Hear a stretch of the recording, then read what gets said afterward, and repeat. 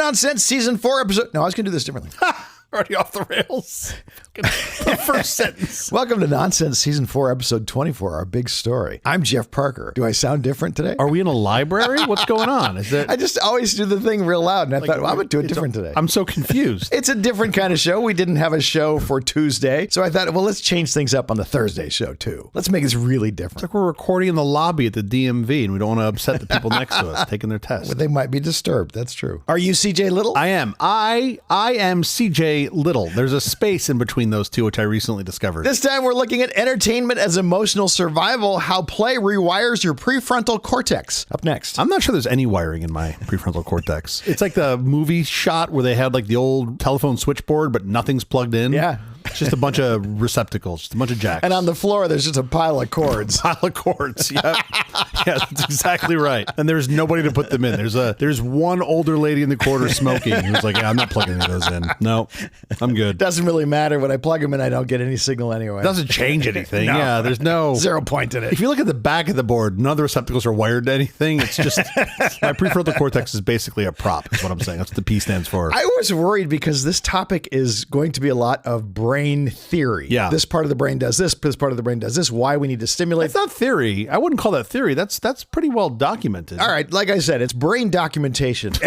Nevertheless, I thought, boy, and it's supposed to be a show on entertainment. This is not going to be very entertaining if we're just talking about brain stuff. I think we're going to be okay, maybe. We'll see, but so far I think we're going to be okay. I thought we were doing this because 95% of our shows, we talk about tech and or business. It is true. And we always put entertainment in there. And I'm like, well, so instead of talking about a part of entertainment, we're literally just talking about entertainment. The broad topic of entertainment, yes. My son's girlfriend originally suggested this topic, talk about entertainment. And I said, what do you mean? What part of entertainment? She said, just all of entertainment. And I went, oh, sure. That's actually a really great topic. That's kind of smart. Yeah. And now your son owes her $100. Maybe. That's where that came from. He was like, they won't do a show on entertainment. And she's like, hold my beer. And then here we are. Entertainment is interesting because obviously it's a very wide aperture, like extremely wide. We'll define it. We'll narrow it down. Well, I would hope. Okay, the play instinct, entertainment as an evolutionary essential. Let's go. I don't think of entertainment as being an evolutionary essential, so you're going to have to sell me on this. Okay. More than like thumbs. I feel like thumbs is an evolutionary essential. If I'm making a list of evolutionary essentials, I feel like entertainment should be down the list. That's probably true.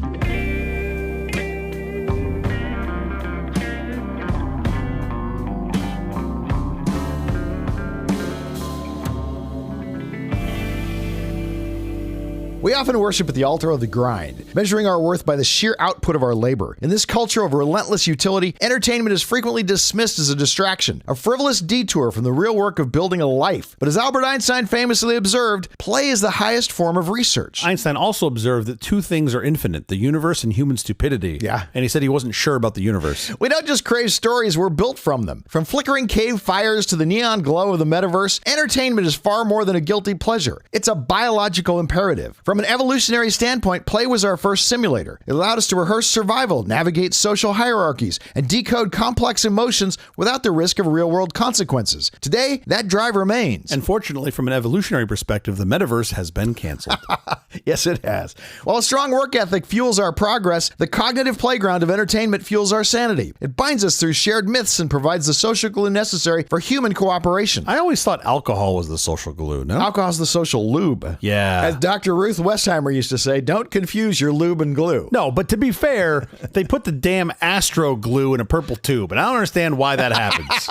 Pick a different color, maybe make a tube a different size. Also, make the coupon good for only one and not both. One and not the other. In a world that demands constant utility, we look to the screen and the stage to remember what it means to feel. To crib a line from play theorist Brian Sutton Smith, the opposite of play is not work, it's depression. One builds the world, the other makes it worth living in. Now, the scope on this is obviously quite huge, right? Entertainment? Yeah, that's a wide aperture. Yeah. So I'm thinking we should probably break this up into some pieces. What you got? What's your ideas? Well, I think first we have to define entertainment, or sort of talk about what is entertainment. Yeah. Or at least for the scope of our conversation here. Maybe why do we need it? Yeah. Like why, especially after you're a kid, because I think a lot of people think entertainment for sure should fall off after childhood. For a lot of people, it does. And maybe we talk a little bit about some of the bizarre ways we each know people have entertained themselves over time, because that could get spicy. I like that. And then maybe finally, are we just overstimulating ourselves everywhere? Only when possible. only during the waking moments. That seems to be the world we're marching towards. The modern world, exactly. Yes. All right. What is entertainment? Yes. Is entertainment, let me just set out some parameters. Okay. Is entertainment anything that is not required to feed, clothe, or house ourselves? Anything beyond that is entertainment, beyond those essentials? Are we just entertaining ourselves? Obviously, there's other things like medicine. That's not entertaining. It should be. I've seen Patch Adams. Education, that's not necessarily entertaining, but it is. I mean, obviously, if you do it well, you're entertaining your audience. I feel like all education should be entertaining. There is a utility to becoming educated that is important. Sure. That is not necessarily entertaining. Yeah, I appreciate that. Hygiene, taking a shower, that's not necessarily entertaining, again, unless you do it right. I don't feel like we should. I mean, I also remember college. I don't feel like we should define entertainment as a it's not these other things, because that's going to be a pretty long list. I think we should think more about what entertainment. It's not as long as you'd think. I mean, literally, it's like social cohesion. That's another thing that's not necessarily entertainment. I don't know. You got education, you got medicine, you got hygiene. It's a small list. Well, hold on. I want to disagree with you on that. I feel like social cohesion, that bonding experience, should be entertaining. You might be bonded by entertainment, but that is another thing in life that is important. Yeah. When I walk up Runyon Canyon and I do my hike, I am very careful to everyone who passes by to be nice and to try to say something amusing or in some way will make them think of me in a fond way, so that when they find me lying there having had a heart attack or having tripped and fallen 30 feet, they're willing to stop and help me. That social bond is super important, and it's not entertainment necessarily. You sure they're not going to do like what they do on Everest and just roll you over the side, and then you can be they might just roll me into the popsicle lane. Sure. Hey, where are we meeting when we hike next week? Be like, I'll meet by the guy with the brown shoes. I think his name was Jeff. Just straight up Everest. It's a common meeting place because he's the idiot who wore the brown shoes. He didn't want to wear the spike shoes. It's his own fault. And government and law, that's not entertainment either. We have to take care of how we treat each other. Sure. To have an exhaustive list there is a lot. Okay. Plumbing. I don't know. I feel like things. Well, that's part of housing yourself. By the way, if you get elaborate, if you get beyond survival, anything you build in your house that is beyond what you need to survive, that's entertainment. That's purely entertainment. Put in the hot tub, that's entertainment. You don't really need that to survive. Oh, I don't know. A hot tub, that's like relaxing. That feels, that I can put that in the survival bucket. I hear your point though. Yeah. If you're a family of 4 and you've got 12 bedrooms. Yeah, of course. 8 of those are probably more like at best escapism. I mean, the obvious one is like you have a big home theater. That's obviously entertainment. If you have a room that's a wrapping room, guess what? That's entertainment too. Because you could do that in some other part of the house. I always love looking at houses that have wrapping rooms. Yeah, you do. Just all the implication of that. Like the Spellings house. Yeah. Yeah. Of course. Like, first of all, the fact that you have a wrapping room is pretty damn cool. But then second, the fact that you're wrapping enough presents that you need a room dedicated to it. I really do find that fantastic. Yeah. It'd be like the equivalent of you host for Thanksgiving, you make a turkey once a year, and there's a stuffing room, right? Like that would just be, I mean, actually a stuffing room could be really fun. I got to think of it. Be lovely. That could be entertainment. Meet me in the stuffing room. By the way, an elaborate kitchen is not necessary for survival. Of course not. So yeah, that would be, largely it would be entertainment. All right.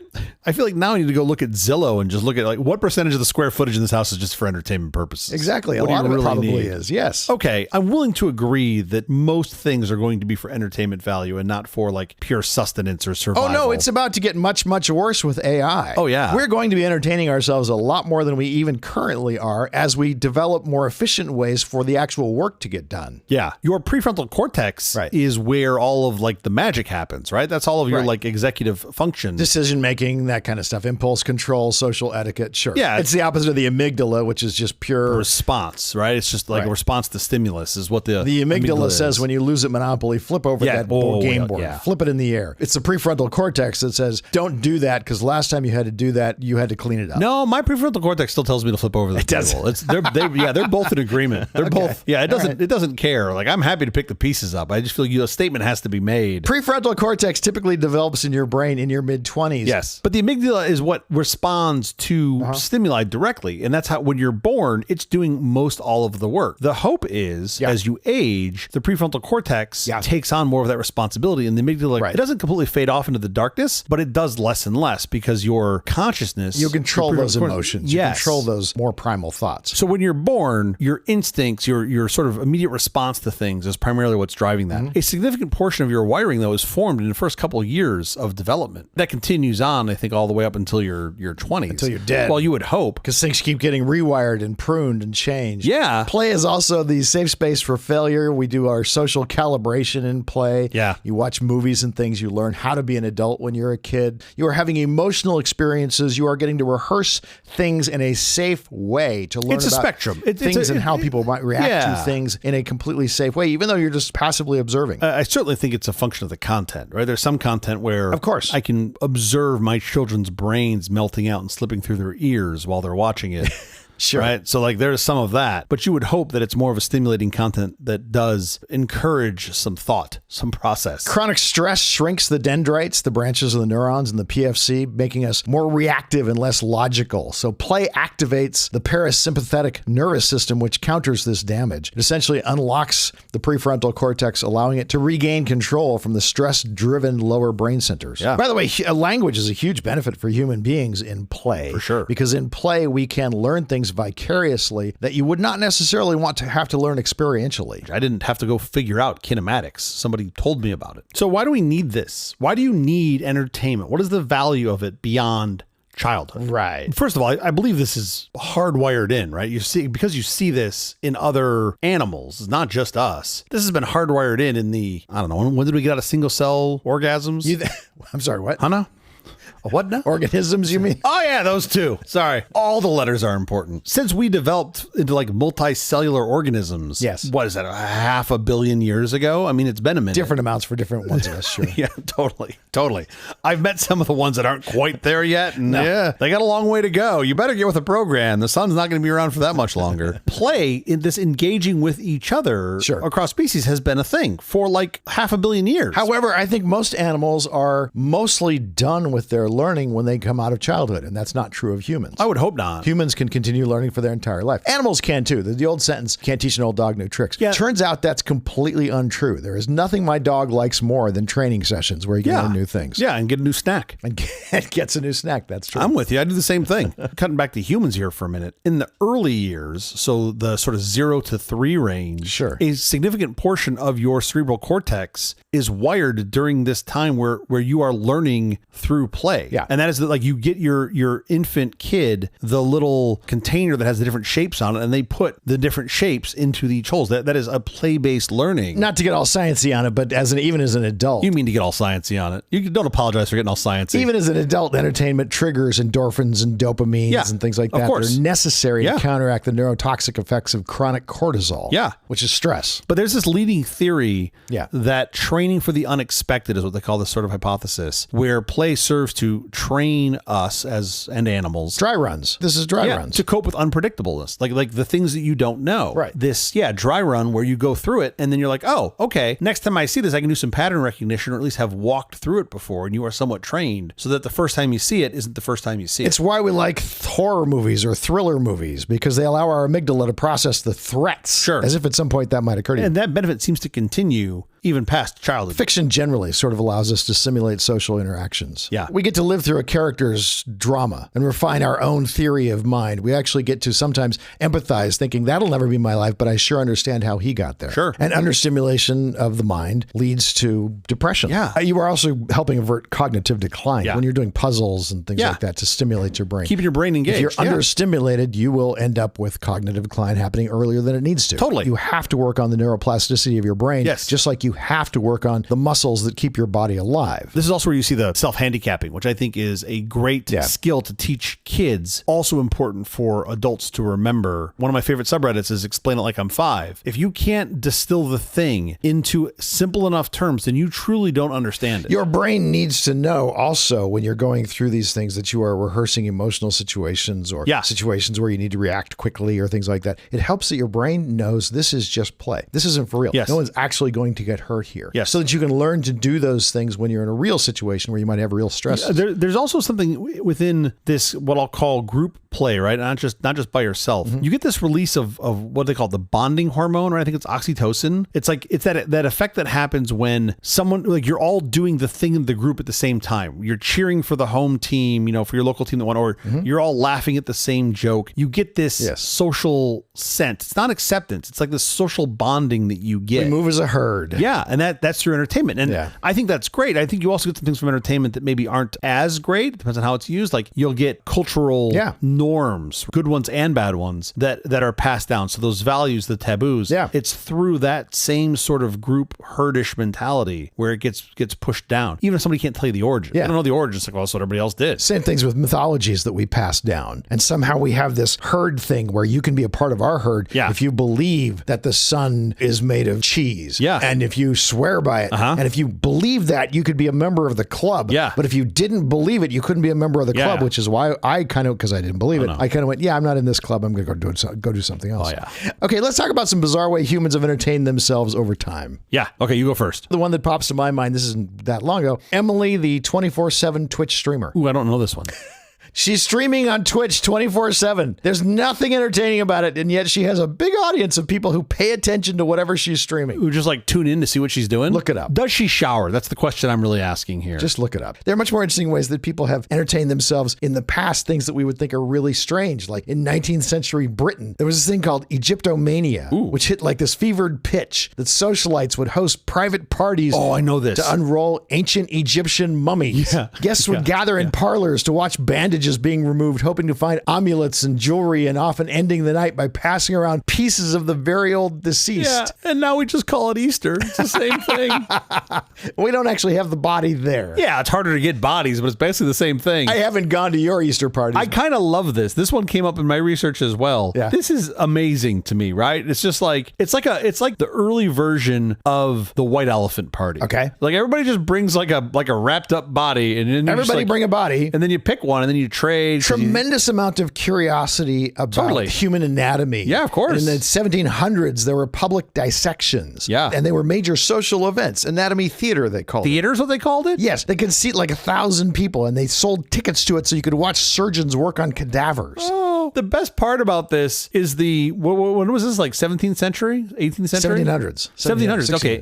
18th century. The best part about this is I guarantee you that 18th century Live Nation was taking 30 quid on every single one. They still had some fee in there. I would totally go to like an anatomy. Like that's just amazing. That's incredible. In the late 19th century, there were X-ray kits. Okay. Before we knew of all the problems and the dangers of radiation and all of that. Yeah. We've talked about this before. It was a huge fad. Stores sold home kits so people could peek at their bones for fun. Totally. No, my favorite one was like I saw an actual black and white reel of someone trying on a pair of shoes and putting them under this X-ray kit to just be like, oh, look at how it fits. That was a common way to measure your feet for shoes. And none of those people have legs anymore if they're still alive. No, okay. Here's another one I found that is just amazing to me. This is called Pelota Puripeca. Do you know this? No, I've never even heard these words. It loosely translates into fire hockey. And as you know, I'm, of course, a hockey fan. Sure. This originated in Mexico, I want to say like 3,000 years ago. It was essentially field hockey, but there was an interesting twist. They lit the ball on fire. Oh, that's fun. They used wooden sticks, and this like wood or leather ball or something was like soaked in pine resin. Like I don't fully understand what it was. Okay. But they would play it at night and light it on fire. So they're not playing on ice. They're playing on some other surface. No, like a field, but still, like it had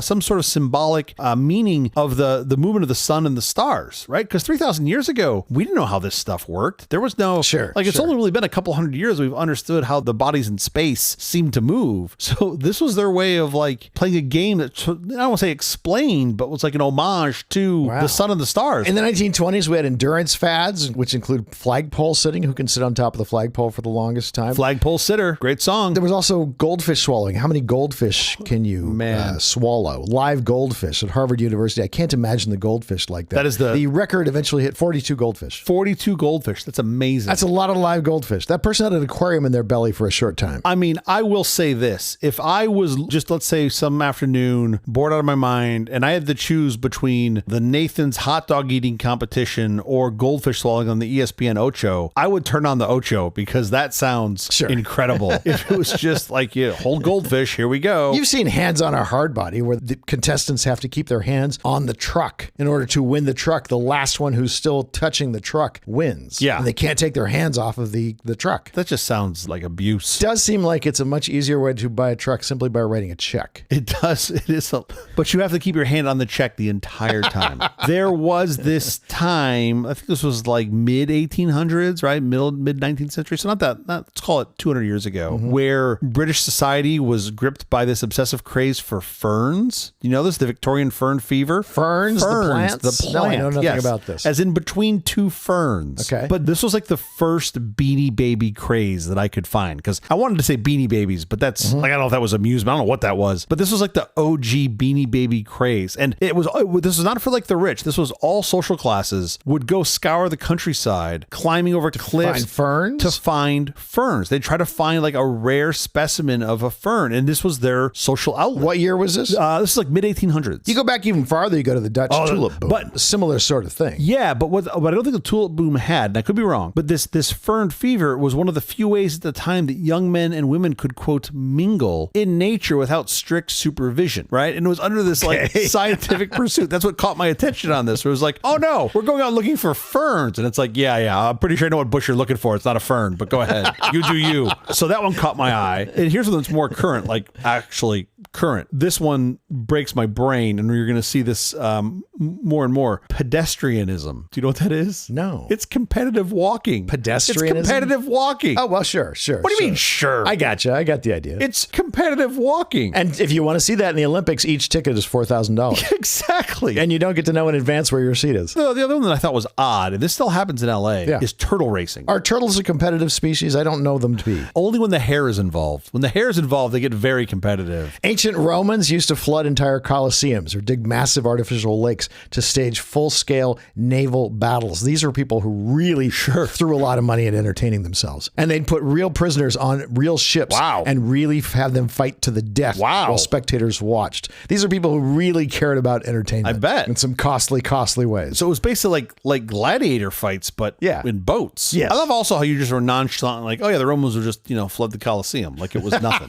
Like 17th and 18th century European aristocrats had this thing called fox tossing. That was the other one I found, but it was like, it made me uncomfortable and queasy. Of course. It's kind of terrible. Pairs of players would stand about 20 feet apart, holding the ends of a long fabric sling. And when a fox or badger ran across the sling, why would the fox or badger ever come near the sling? Sure. But they'd yank it taut, launching the animal high into the air. The team that tossed their animal the highest won. I don't think the foxes or the badgers probably were having a good time. No. As they should have. Eel pulling. Did you read about eel pulling? No. Eel pulling? 19th century Dutch game where a live eel was hung over a canal and players in boats tried to snatch it as they rode underneath. Wow. That is. All of a sudden, I'm thinking Fortnite's not so bad. No. This one's crazy. You have more? Oh, yeah. Turn of the 20th century, if you visited Coney Island or the World's Fair, you might pay a quarter to see a living premature infant in an incubator. This is where stuff got dark. Because at the time, hospitals didn't provide this tech, so a doctor named Martin Coney funded the life-saving care by making babies a sideshow attraction. It was a medical entertainment that actually saved thousands of lives. Yeah. And more amazing, that was a better solution to healthcare than what we have now, too. I mean, that is like literally that's the first GoFundMe for medical care. Pretty much, sure. To me, it's dark. I'm glad it worked, and hopefully the person got the care they needed. But I was like, that's just terrible. And the morbid curiosity of all those people who wanted to see hey, let's show me the premature infant. Sure. Any human oddity that they would pay for was a very, very common thing. I mean, some of that still happens, but mostly it's fakery now. I think that's it, right? In the late 1800s, Victorians obsessed over spirit photography. Headless portraits, where photographers used early darkroom manipulation to make it look like a person was holding their own severed head in a basket or on a platter. Wow. Early Photoshop. Yeah. Early AI Sora right there. What that is. That's crazy. Those are great. Storm chasing. Now, you hear about storm chasing all the time now. People who go and they are actually interested in weather and those things. John Muir, the actual famous naturalist, had a hobby where he would, during massive windstorms in the 1870s, he would climb to the very top of a 100-foot Douglas spruce to ride the tree as it whipped back and forth in the gale, just to experience the music of the forest, he said. That's amazing. Yeah. So, Ansel, what do you do in your free time?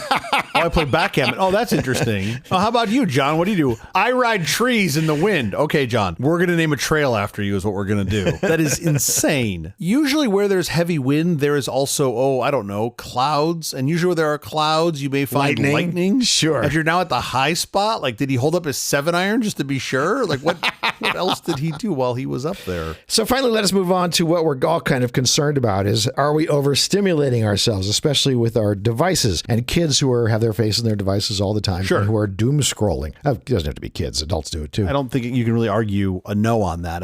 Very few people are out there staring at the sun, right? Not overstimulating themselves. So I think that's a yes. I think the question is with what? But the problem is you have in your pocket, you have this little tiny rectangular, sometimes foldable dopamine vending machine. Yeah. It just goes everywhere that you go. And to me, that's part of the problem, but also the solution is because you have that, you also have the solution in your pocket, but it's a choice. Explain that to me. Explain what you mean by that. Well, okay, so let's go back to pre-smartphone. Yeah. Okay. You're waiting in line at the bank, or you go to your dentist office and you're there 10 minutes early and you're waiting to see your dentist. Sure. Like, you can't leave. You have to be there. You have to be in line or in the waiting room. In life, there's a lot of waiting, and the smartphone has pretty much gotten rid of that time. So, but you had this chunk of time, and you had something that you could do to fill the time. So in the past, maybe you would daydream. Maybe they would have a magazine there that you would read. Maybe you brought a book with you. Sure. But the point was you sort of did this thing that wasn't just pounding your brain with dopamine. Yeah, I would, because I didn't really care about celebrities. My dentist had old magazines and things like that. And so I don't really care what celebrities are doing today, let alone what they were doing 20 years ago. I used to take a paperback book and I would rip out about 20 pages worth of text. Oh. And then I could, if I was stuck in line at the bank or whatever, I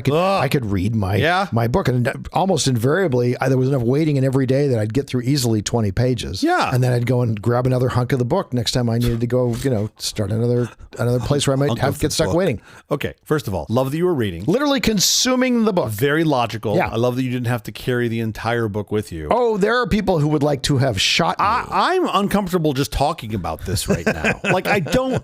Because I view all books as these like little vessels of knowledge. Little treasures of knowledge. But you can go buy another one. I understand. They still have copies. That. I didn't have the only copy. But that one still has value. You can hand it to someone. This is the thing I dislike about reading books on my Kindle. But I was also able to get through it. I understand the practicality of it, and the logicalness makes perfect sense to me. I get all of those things. I didn't have to read the old Us magazine or whatever that thing was called. I guess though you could have solved this problem is if you would just hand your 20 random pages to somebody next to you and be like, now you read it, but they don't get the next 20. It's just no sense because they don't have the previous. Yeah. Right. But then you insist. I said, read it. If you ever want to see your children again, you're going to read those 20 pages. But it was a useful way. I got through a lot of books. No, I understand. It's practical. I get that. It just makes me uncomfortable. That's all. Can we just agree that it makes me uncomfortable? Yeah, I know. There's a lot of people who just can't stomach the destruction of the book. Yeah. For me, it was like, this is a disposable, especially paperbacks. This is a disposable thing that I can consume. But if you weren't thoughtful enough to have brought your own book or destructive enough to destroy a book and bring part of it like Jeff, you didn't have another ready option. You either read the Us magazine that was on display at your dentist office, or you just like stared off into the distance. Like those were your choices. Sure. It was a different animal. And by the way, that's not necessarily wasted time either, because you can sort through your inner monologue. You can sort through the things you're... Absolutely. That's not necessarily...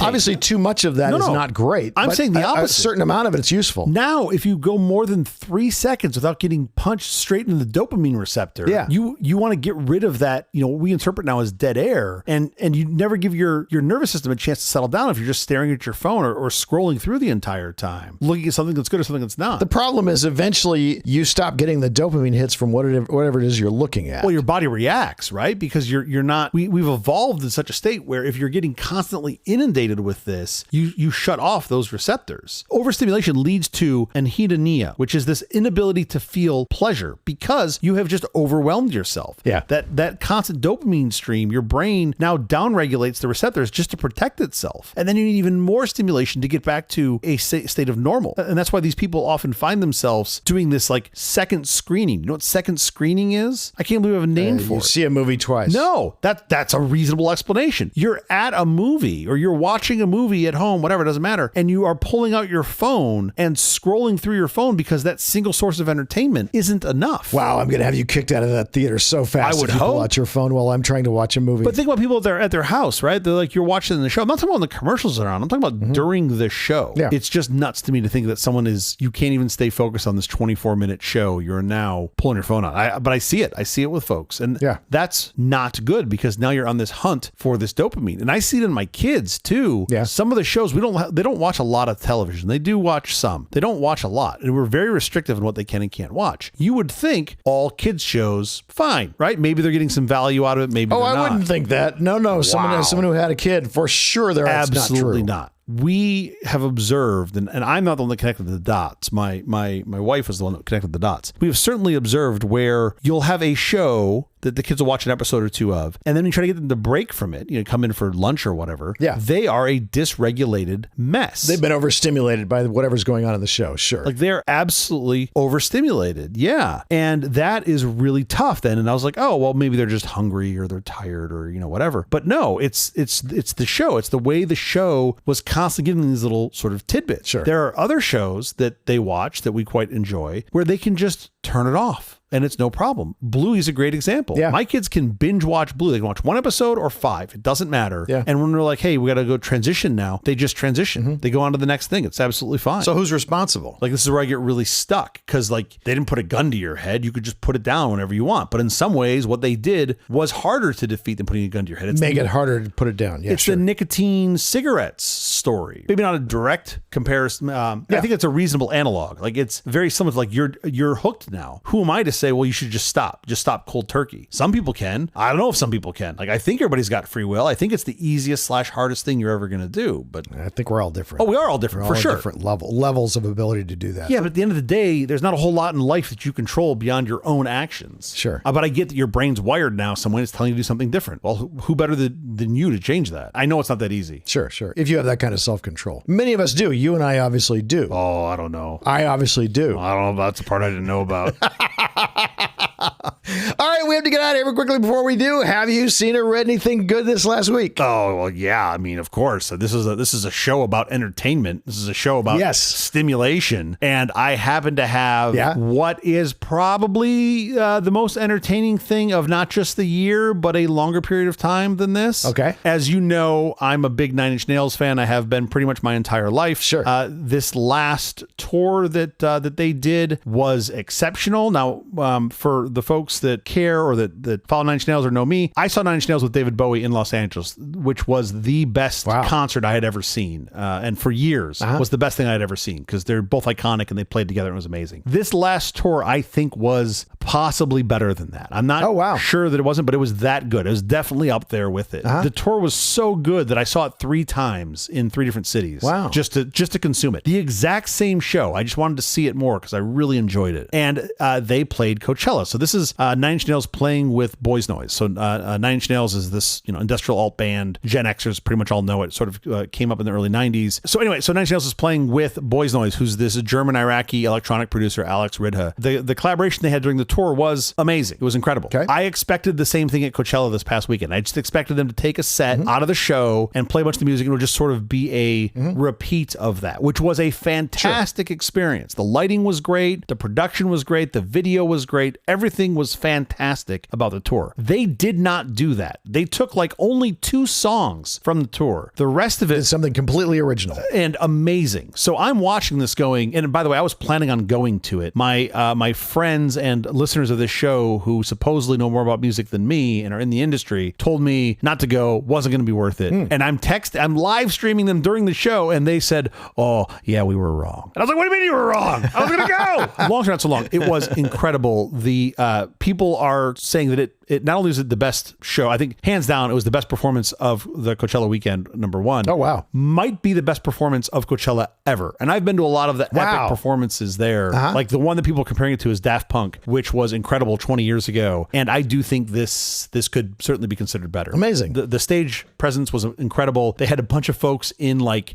these like gray leotards rolling around, which sounds super weird, but it fit into the show. It was very simple. It was very good. It's fantastic. Anybody who's a fan of 90s sort of industrial music or Nine Inch Nails or just wants to see something super creative, I was just going and finding the live stream. Oh, he also sang with his wife, which I've never seen him do. His wife is Mary Queen Mandig, who's also a singer of her own right. I've never seen them perform together, and that would like blew my mind. It was just incredible. Wow. And they were just up there having the time of their life, so you could just see they were loving it. That's great. Really fun. So anyway, the live stream from the Sahara tent, Coachella weekend number 1. Recommend you go see it and watch it. And if you are super duper crazy, you can try to go to weekend 2 with me, which I'm not entirely sure I'm going to figure out out to do. Anyway, entertainment, 100% through and through. Social bonding. We had all the pieces were there. My amygdala didn't punch anybody in the throat either, so it was great. Excellent. How about you? Since we're discussing entertainment, I thought I'd recommend the 1950s film Sunset Boulevard. It's more than a movie, it's Hollywood's most savage self-portrait. Billy Wilder's masterpiece is a gothic noir that treats the Dream Factory like a slaughterhouse. It isn't just a fictional story, it's a meta-collision of real legends playing distorted versions of themselves. The legendary Cecil B. DeMille appears as himself, directing a film on the Paramount lot, while silent film giant Buster Keaton sits at a bridge table as one of Norma's waxworks, the forgotten stars of a bygone era. Even the butler Max is played by Eric von Stroheim, a real-life visionary director whose career was devoured by the studio system. This blurring of reality and fiction turns the film into a living ghost story. It's a haunting reminder that in the world of entertainment, today's idol is tomorrow's cautionary tale. Hit the spacebar. Sunset Boulevard on Paramount Plus now. I've never seen this film. It's so good. And I've heard only good. No one has ever said,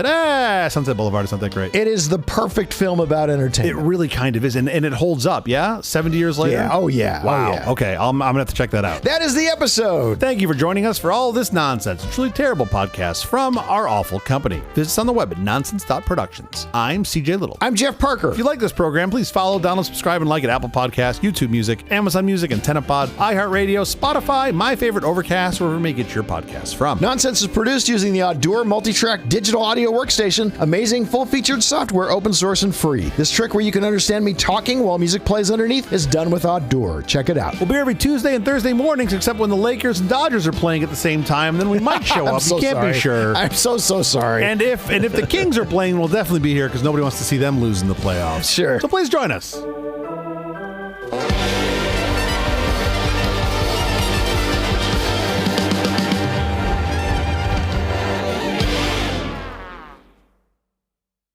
I'm so sorry. Once again, there will not be an episode on Tuesday. I'm going to visit my mother for her birthday. She's turning 89. She's turning 89? Amazing, right? Wow. So she was 6 years old when she had you. Yes, that's it. She was 6. That is incredible. Incredible is exactly the right word. Yeah, no, say hi to your mom for me. Wow, that sounds creepy when you say that.